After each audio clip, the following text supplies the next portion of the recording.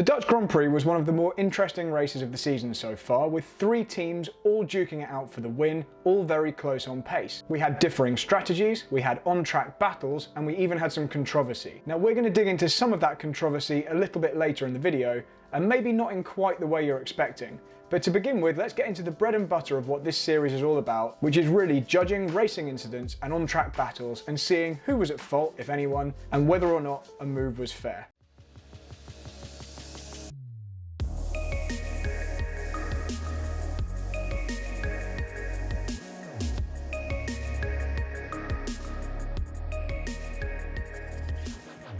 For those of you new to the channel, I've been a race driver for 20 years, winning the Red Bull kart fight and various national series, before becoming a high-performance driver coach at the world's leading race school for a decade.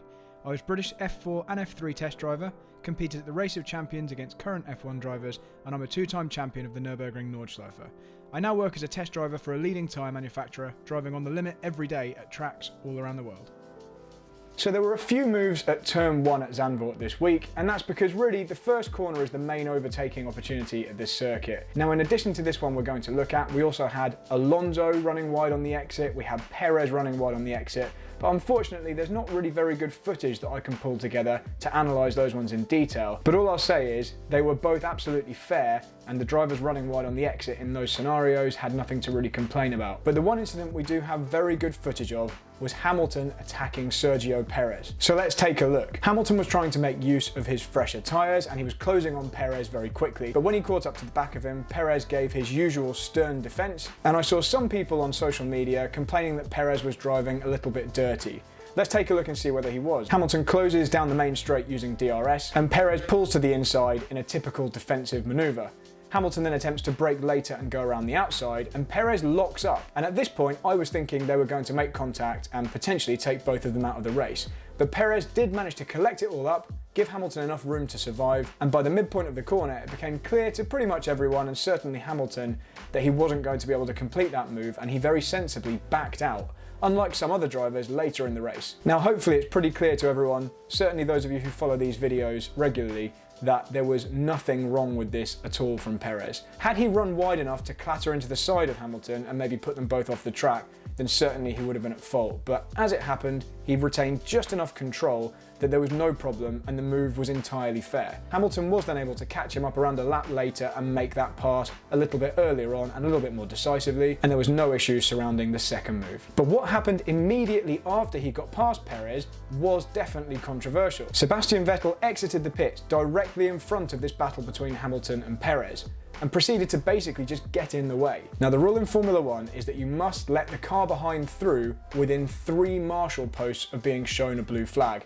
Once you get to this point, you're going to receive a penalty, and subsequently Vettel did receive a 5-second penalty for ignoring blue flags. And you can see from these still frames that he goes past at least 4 marshal posts flashing, showing the blue flag, before he then eventually lets Hamilton and then Perez through around a third of the way into the lap, after they both lost a significant chunk of time. Now the silly thing about this incident is that Vettel had plenty of time to allow both of these cars through, losing himself less time than he eventually did go on to lose. He had to back off in a much faster part of the track and therefore lose himself more time. Whereas if he'd just stayed to the right on the pit exit, the 2 cars lapping him had such a speed delta, they would have driven straight past him and he would have barely lost any time at all. Failing that, going into the banked corner near the start of the lap, he could have stayed on either side decisively, and Hamilton and Perez would have just driven straight past him at that point as well. Such was their warm tyre advantage. But what Vettel actually chose to do was kind of meander in the middle of the track, give the impression that he was actually allowing Hamilton through initially by leaving just enough room before then closing the door on him,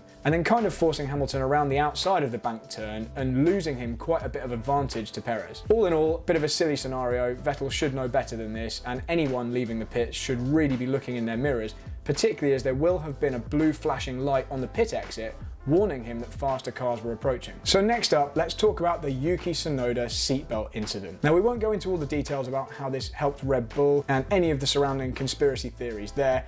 What I want to talk about is the seatbelts. Now when Sonoda initially pulled over to the side of the track, he thought he was out of the race, and I'm pretty convinced at that point he undid his seatbelt buckle. Now, the way these seatbelts work in Formula 1 cars, and pretty much in all single-seaters, is that you have a 6-point harness.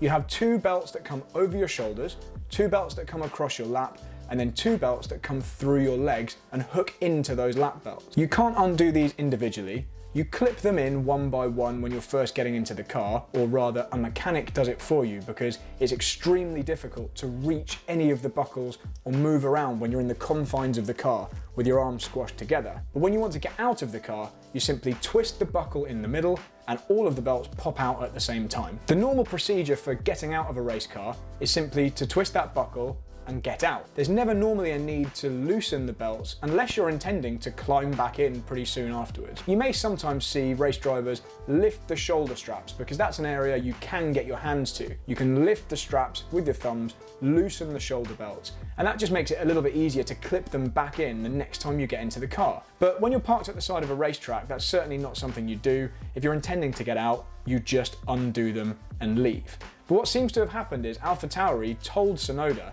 that his wheels were actually perfectly well fitted and that he could continue. So Sonoda continued extremely slowly, which is exactly what you would do if you knew your belts were unbuckled. And just before he got back to the pits, he radioed the team to tell them that his seatbelts were loose. Now, obviously, he's not going to broadcast over the radio that he's been driving around with illegally undone seatbelts. As he arrives in the pit box, you can see one mechanic point to another to show him that the belts are undone. You then have a number of mechanics all leaning into the cockpit to reconnect the belts. Now, I can't show you the video, but I can show you the still frames and describe to you exactly what I saw in the video. Now, it's pretty obvious to me, as someone who has connected tens of thousands of belts like this for guests that I was instructing in race cars over the years, and had these kind of belts done up for me by mechanics when I've been driving single-seaters, that the mechanic in the middle is definitely connecting belts. And if that's not enough evidence, the fact that it takes several mechanics 26 seconds to retighten his belts really suggests to me that they certainly were not just loose and that they all needed properly connecting once again. And you can actually see from how deep into the cockpit the mechanics are having to lean that that's almost certainly the case. The problem really is that the stewards had no way of absolutely proving that, and they kind of alluded to that in their steward's report afterwards, saying that it couldn't really be ascertained to what extent the belts were loosened. But just take it from me, you don't loosen belts to get out of a race car, and you can't even reach the ones down by your lap, and that's where the mechanics were reaching. So although Sonoda did receive a reprimand for driving with loosened belts, it was probably actually worthy of a harsher penalty than that, but they've got away with it in this occasion, and hopefully he won't do it again. This video is sponsored by LapSnap. LapSnap is an app for Android or iOS devices, which is designed to help you make the most of your AIM lap timer or GPS-enabled GoPro. Whether you're a top-line kart racer looking to maximise the potential of your qualifying laps, or a track day driver who just wants to make the most of their day on circuit, LapSnap will help you find time you didn't even know was there, and all without the hassle of having to use a laptop. Efficiently identify areas to improve and compare your lap times with other users. Download the app for free today on your Android or iOS device, and if you decide you love the app as much as I do, use the link in the description for this video to get 20% off your first purchase.